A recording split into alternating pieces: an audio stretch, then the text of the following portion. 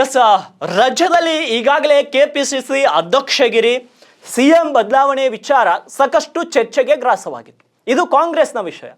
ಏನೋ ಬಿಜೆಪಿಯಲ್ಲಿ ರಾಜ್ಯಾಧ್ಯಕ್ಷ ಸ್ಥಾನಕ್ಕಾಗಿಯೂ ಕೂಡ ಸಾಕಷ್ಟು ಪೈಪೋಟಿ ನಡೀತಾ ಇದೆ. ಒಂದು ಕಡೆ ಯತ್ನಾಳ್ ಬಣ, ಇನ್ನೊಂದು ಕಡೆ ವಿಜೇಂದ್ರ ಬಣದ ನಡುವೆ ಕೂಡ ಪೈಪೋಟಿ ನಡೀತಾ ಇದೆ. ಇದರ ಮಧ್ಯದಲ್ಲಿಯೇ ಇವಾಗ ಕಾಂಗ್ರೆಸ್ನಲ್ಲಿ ಒಂದು ಮಹತ್ವದ ಬೆಳವಣಿಗೆ ಆಗಿರುವಂಥದ್ದು. ಆ ಮಹತ್ವದ ಬೆಳವಣಿಗೆಯಲ್ಲಿ ಸಿದ್ದರಾಮಯ್ಯ ಸರ್ಕಾರದಲ್ಲಿ ಯಾವುದೇ ಸ್ಥಾನಮಾನ ಸಿಕ್ಕಿಲ್ಲ ಅಂತ ಅಸಮಾಧಾನಗೊಂಡಿದ್ದಂಥ ಹಿರಿಯ ಶಾಸಕರಿಗೆ ಸಚಿವ ಸ್ಥಾನದ ಕೆಲ ಹುದ್ದೆಗಳನ್ನು ನೀಡಲಾಗಿತ್ತು. ಅವರನ್ನ ಖುಷಿಪಡಿಸಲಿಕ್ಕೆ, ಅವರನ್ನ ತುಷ್ಟೀಕರಣ ಮಾಡಲಿಕ್ಕೆ ಯಲಬುರ್ಗಾದ ಶಾಸಕ ಬಸವರಾಜ ರಾಯರೆಡ್ಡಿ ಅವರಿಗೆ ಮುಖ್ಯಮಂತ್ರಿಗಳ ಆರ್ಥಿಕ ಸಲಹೆಗಾರನಾಗಿ ನೇಮಕ ಮಾಡಲಾಗಿತ್ತು. ಇದರ ಜೊತೆಗೆ ಶಾಸಕ BR ಪಾಟೀಲ್ ಅವರನ್ನು ಕೂಡ ಸಿಎಂ ರಾಜಕೀಯ ಸಲಹೆಗಾರನಾಗಿ ನೇಮಕ ಮಾಡಲಾಗಿತ್ತು. ಇದೀಗ ಏಕಾಏಕಿ BR ಪಾಟೀಲ್ ಅವರು ತಮ್ಮ ಸಚಿವ ಸ್ಥಾನಕ್ಕೆ ರಾಜೀನಾಮೆಯನ್ನು ನೀಡಿದ್ದು ಕಾಂಗ್ರೆಸ್ನಲ್ಲಿ ಸಂಚಲನವನ್ನು ಸೃಷ್ಟಿಸಿದೆ. ಸಿಎಂ ರಾಜಕೀಯ ಸಲಹೆಗಾರ ಸ್ಥಾನಕ್ಕೆ ರಾಜೀನಾಮೆ ನೀಡಿರುವಂತಹ ಪತ್ರವನ್ನು ಪಾಟೀಲ್ ಅವರು ಮುಖ್ಯಮಂತ್ರಿ ಸಿದ್ದರಾಮಯ್ಯ ಅವರಿಗೆ ರವಾನಿಸಿದ್ದಾರೆ. ಆದರೆ BR ಪಾಟೀಲ್ ಅವರ ದಿಢೀರ್ ನಿರ್ಧಾರ ಅಚ್ಚರಿಗೆ ಕಾರಣವಾಗಿದೆ. ಈ ರೀತಿ ಏಕಾಏಕಿ ರಾಜೀನಾಮೆ ಏಕೆ ನೀಡಿದ್ದಾರೆ ಅಂತ ಕೂಡ ಈಗ ಚರ್ಚೆ ನಡೀತಾ ಇದೆ.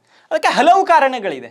ಯಾಕಂದರೆ ಇವರು ಆಳಂದ ಕ್ಷೇತ್ರಕ್ಕೆ ಒಳಪಡ್ತಾರೆ. ನನಗೆ ಸಚಿವಗಿರಿ ಆದರೂ ಸಿಕ್ಕಿಲ್ಲ, ನನ್ನ ಕ್ಷೇತ್ರಕ್ಕೆ ಹೆಚ್ಚಿನ ಅನುದಾನ ಏನಾದರೂ ಸಿಗುತ್ತೆ ಅಂತ ಅವರು ಆಸೆ ಪಟ್ಟಿದ್ರು. ಆದರೆ ಕಳೆದ ಬಜೆಟ್ನಲ್ಲಿ ಆಳಂದ ಕ್ಷೇತ್ರಕ್ಕೆ ವಿಶೇಷ ಪ್ಯಾಕೇಜ್ ನೀಡದೇ ಇರುವುದಕ್ಕೆ ಕೂಡ ಅವರು ಬೇಸರವನ್ನು ಗೊಂಡಿದ್ರು. ಅದಕ್ಕಾಗಿ ಈ ರಾಜೀನಾಮೆ ನೀಡಿರಬಹುದು. ಇದು ಕೂಡ ಒಂದು ಕಾರಣ. ಇದು ನಮ್ಮ ಇಂಟೆಲಿಜೆನ್ಸಿಯ ಕಾರಣ ಹೊರತು ಇದೇ ಕಾರಣ ಅಂತ ನಾವು ಸ್ಪಷ್ಟಪಡಿಸ್ತಾ ಇಲ್ಲ. ಈಗ ರಾಜೀನಾಮೆ ಮೂಲಕ ಒತ್ತಡ ಹಾಕಿ ಮುಂದಿನ ಬಜೆಟ್ನಲ್ಲಿ ಹೆಚ್ಚಿನ ಅನುದಾನ ನಿರೀಕ್ಷಿಸುತ್ತಿರುವಂಥ ಸಾಧ್ಯತೆಗಳು ಕೂಡ ಇರಬಹುದು.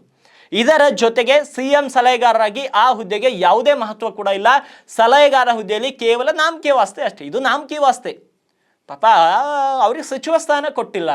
ಹಿರಿಯ ನಾಯಕರು ಮುನ್ನಿಸ್ಕೊಂಡ್ರೆ ಸರಿಯಾಗಿರಲ್ಲ. ಇವರೆಲ್ಲ ಎಸ್ಕಾರ್ಡ್ಗಳು, ಕೆಂಪು ಗೂಟದ ಕಾರಿನಲ್ಲಿ ತಿರುಗ್ತಾರೆ. ಪಾಪ ಅವರು ನಾರ್ಮಲ್ ಕಾರಲ್ಲಿ ಬಂದರೆ ಹೆಂಗೆ ಅಂತ ಅವ್ರನ್ನ ತುಷ್ಟೀಕರಣ ಮಾಡೋಕ್ಕೆ, ಅವ್ರನ್ನ ಖುಷಿ ಪಡಿಸೋದಕ್ಕೆ ಈ ಎಸ್ಕಾರ್ಡ್ಗಳು ಕೊಡೋದು, ಈ ಒಂದು ಕೆಂಪು ಗೂಟದ ಕಾರ್ ಕೊಡೋದು, ನಿಗಮ ಅಧ್ಯಕ್ಷಗಳು ಕೊಡೋದು, ಇದು ರೂಢಿಯಾಗಿಬಿಟ್ಟಿದೆ. ಅದೇ ರೀತಿ ಸಿಎಂ ಆರ್ಥಿಕ ಸಲಹೆಗಾರ, ಸಿಎಂ ಆಪ್ತ ಸಲಹೆಗಾರ, ಈ ರೀತಿಯ ಹುದ್ದೆಗಳನ್ನ ಕೊಟ್ಟು ಖುಷಿ ಪಡಿಸಿದ್ರು. ಆದರೆ ಅದರಲ್ಲಿ ಏನೂ ಇಲ್ಲ ಅಂತ ಈಗ ಗೊತ್ತಾಗಿದೆ ಪಾಪ ಅವರಿಗೆ. ಇನ್ನು ಸಾಕಷ್ಟು ಅನುಭವ ಇರುವ ಮುಖ್ಯಮಂತ್ರಿ ಸಿದ್ದರಾಮಯ್ಯ BR ಪಾಟೀಲ್ ಸಲಹೆಗಳನ್ನು ತೆಗೆದುಕೊಳ್ಳುವ ವ್ಯಕ್ತಿತ್ವವೂ ಅಲ್ಲ. ರಾಜೀನಾಮೆ ಹಿಂದೆ ಮುನಿಸು ಕೂಡ ಇರ್ಬೋದು. ಯಾಕೆಂದರೆ ಸಿಎಂ ಸಿದ್ದರಾಮಯ್ಯ ನಾವು ಪತ್ರಕರ್ತರ ಪ್ರಶ್ನೆಗೆ ಏನಪ್ಪ ಹೌದಾ ಈ ರೀತಿಯ ಉತ್ತರ ಕೊಡ್ತಾರೆ.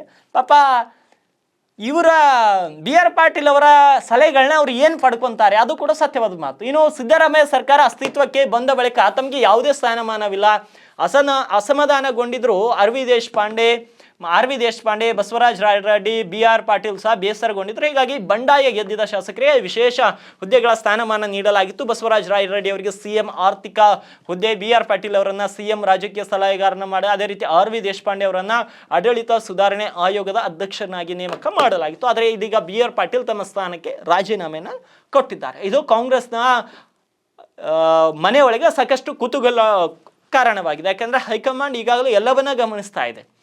ಇವುಗಳನ್ನು ನೋಡಿದರೆ ಭವಿಷ್ಯದಲ್ಲಿ ಕಾಂಗ್ರೆಸ್ನಲ್ಲಿ ಏನೋ ಒಂದು ಹೊಸ ಸುದ್ದಿ ಸ್ಫೋಟವಾಗುವಂಥ ಸಾಧ್ಯತೆ ಇದೆ ಅಂತ ಅನಿಸ್ತಾ ಇದೆ. ಇವಾಗಿದ್ದು ಇವತ್ತಿನ ಪ್ರೈಮ್ ಟೈಮ್ನ ಪ್ರಮುಖ ಸುದ್ದಿಗಳು. ಬಜೆಟ್ನ ಕುರಿತು ಹೇಳಿದ್ವಿ, ರಾಜಕಾರಣದ ಕುರಿತು ಹೇಳಿದ್ವಿ. ನಾಳೆಯ ಪ್ರೈಮ್ ಟೈಮ್ನಲ್ಲಿ ಇನ್ನಷ್ಟು ಮಾಹಿತಿಯನ್ನು ನಿಮ್ಮ ಮುಂದಿಡುವಂಥ ಪ್ರಯತ್ನ ಮಾಡ್ತೀವಿ. ಯಾಕೆಂದರೆ ಈ ಬಜೆಟ್ನ ಕುರಿತು ಕೆಲವೊಬ್ಬರಿಗೆ ಬೋರಿಂಗ್ ಅನಿಸಿರ್ಬೋದು ನಾವು ಹೇಳಿರುವ ಅಂಕಿಅಂಶಗಳು. ಆದರೆ ಅಲ್ಲಿರುವಂಥ ಅಂಕಿಅಂಶಗಳು ಸಂಪೂರ್ಣವಾಗಿ ಸತ್ಯ ಇರುತ್ತೆ. ವರದಿಗಳನ್ನು ಆಧರಿಸಿ ಆ ಒಂದು ವರದಿಯನ್ನು ನಿಮ್ಮ ಮುಂದೆ ಪ್ರಸ್ತುತಪಡಿಸಿದ್ದೇವೆ. ಇದರಲ್ಲಿ ರಾಜಕೀಯ ಮಾಡೋದಕ್ಕಿಂತಲೂ ಇದ್ದದ್ದು ಇದ್ದಂಗೆ ಹೇಳುವಂಥ ಪ್ರಯತ್ನವನ್ನು ಮಾಡಿದ್ದೇವೆ. ಅಂಕಿಅಂಶಗಳಲ್ಲಿ ಎಲ್ಲೋ ಒಂದು ಪಾಯಿಂಟ್ ಏರುಪೇರು ಇರಬಹುದು, ಆದರೆ ಎಲ್ಲವೂ ಸತ್ಯ ಅಂತ ನಾನು ಹೇಳ್ತೀನಿ. ಸೊ ನಾಳೆ ಪ್ರೈಮ್ ಟೈಮ್ನಲ್ಲಿ ಮತ್ತಷ್ಟು ಸುದ್ದಿಗಳನ್ನು ತಗೊಂಡು ನಿಮ್ಮ ಮುಂದೆ ಬರ್ತೀನಿ.